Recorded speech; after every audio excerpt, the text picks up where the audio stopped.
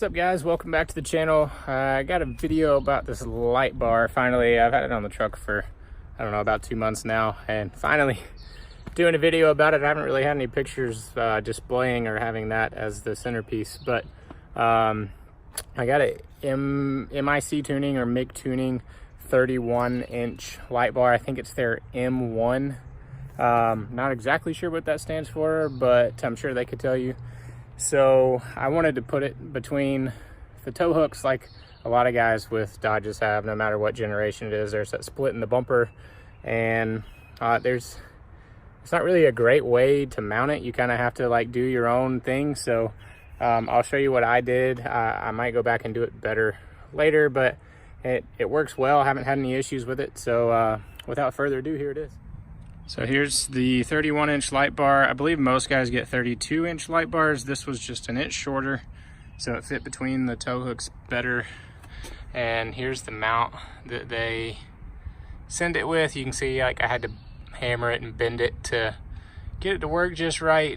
And I don't know if you can see there, I had to drill a hole through the tow hook. I have to have a really strong drill bit for that. And here's this side.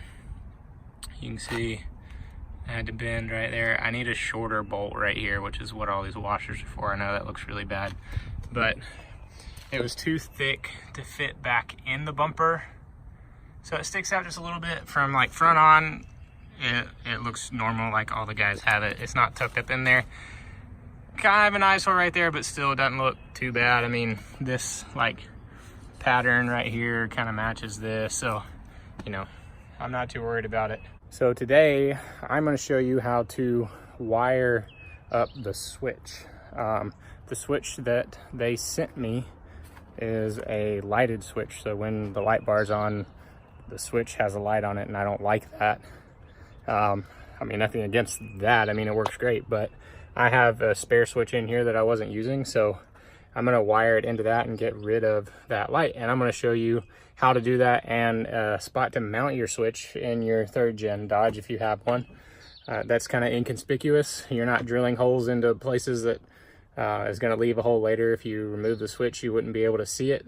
And, you know, take the center console out, and a lot of informative stuff. It's pretty simple, but maybe over the expertise of some guys, but trust me, you can get this done if you know how to operate a screwdriver and a pair of pliers. So guys, first thing is this whole piece right here just lifts up just like that. It's a little difficult to do with one hand, but it literally just clips in there.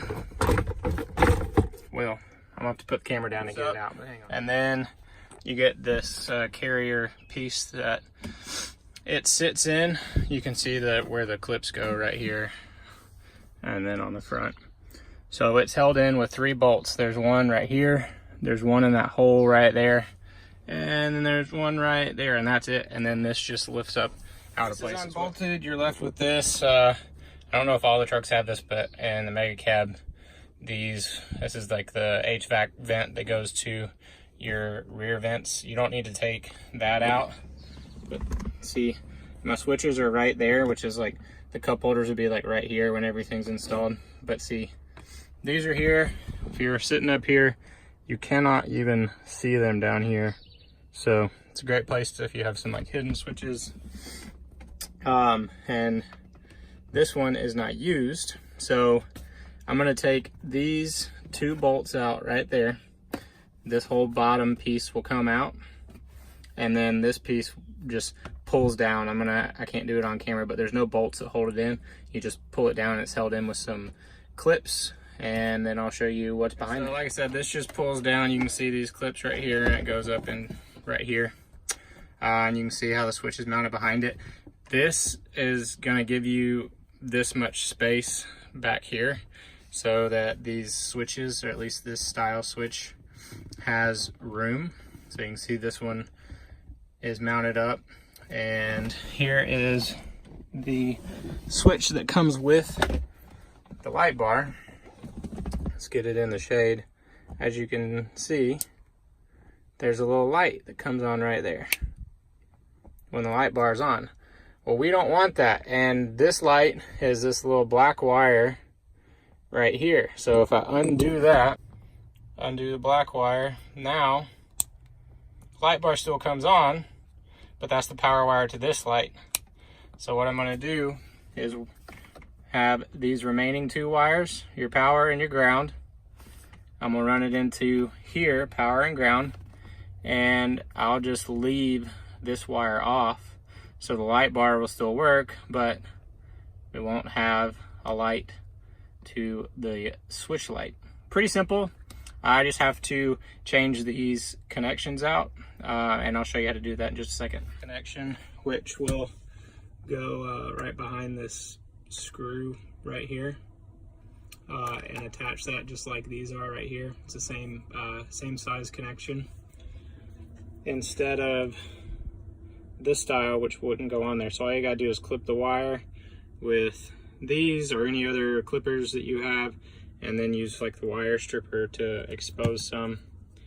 Put it in here and crimp it. All you gotta do is attach it after that. Here it is. You can see this is the original connection, the black one that we were not gonna use because we don't want the switch to light up. The switch I'm putting it on doesn't have a light anyway. But here we have the power and the ground. All we have to do is feed it back up through here. The wires will come through this hole right there, same as these. You can't fit a lot through there, but these 2 switches, 4 or 5 wires aren't going to make a big difference. So this one is protected, it's not going to touch anything, and I'll screw the power and the ground into this and we'll be good to go. Here's the finished product. You can see that one's not used. The other 2 are screwed in there, all nice and neat. So we're just gonna pull these wires back through a little bit and tuck everything back up, put everything back together, and I'll show you the finished product. So here's the finished product. I showed you at the beginning of the video how inconspicuous it is, so you can't even see it. That's not even driver height. Driver height's like right here, eyesight anyway. So it's way down here, hidden, but it's also easy to reach. It's just like right by the cup holders. And light bar on, light bar off. Light bar on, light bar off. Guys, I hope you all enjoyed this upload. I hope it was informative for you and something that you could tackle yourself, just with some cheap parts that you can get from any auto parts store, any hardware store. Simple, it doesn't take a lot of time, and you'll accomplish it at the end of the day and make your truck your own, which at the end of the day, that's the goal. So thanks for watching, guys. Please subscribe for more content. It's going to be a little spotty here because I'm starting a new job with training, but I hope you'll have a blessed day. See ya.